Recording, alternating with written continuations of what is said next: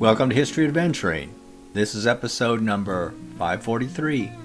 I'm Brad Hall, and today I have a guest speaker reading one of my blog posts from a few years ago, How to Find the Lost Dutchman in Phoenix, Arizona, read by Eddie Wright. Take it away, Eddie. If you're a fan of Arizona history, you've heard of the Lost Dutchman mine. People are still looking for it, and it's supposedly in the Superstition Mountains near Apache Junction, Arizona, which is east of Phoenix. Legend has it, it was the greatest gold mine in the area, with huge chunks of gold right there just for the taking.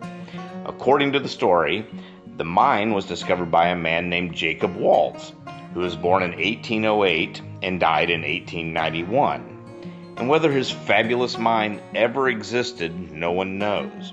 But Jacob Waltz did exist, and he was one of the thousands of people who mined for gold, silver, and other precious minerals around the Phoenix area.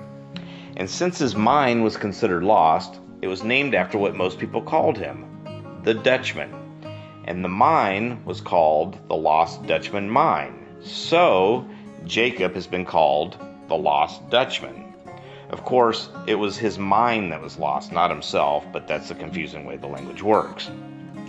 And, for you serious trivia fans out there, Jacob wasn't even Dutch.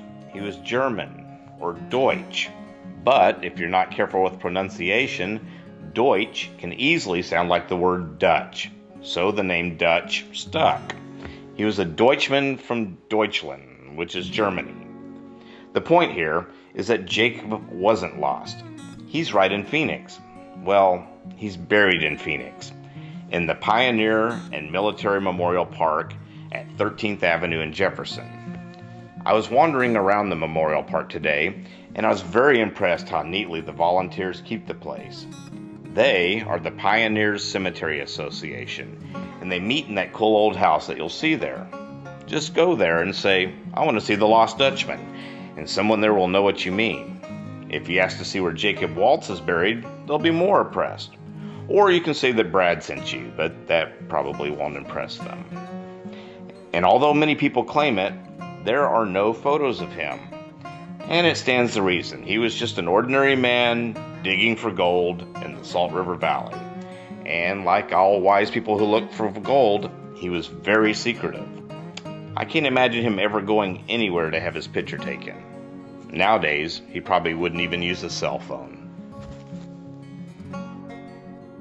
Thank you, Eddie. This has been History Adventuring.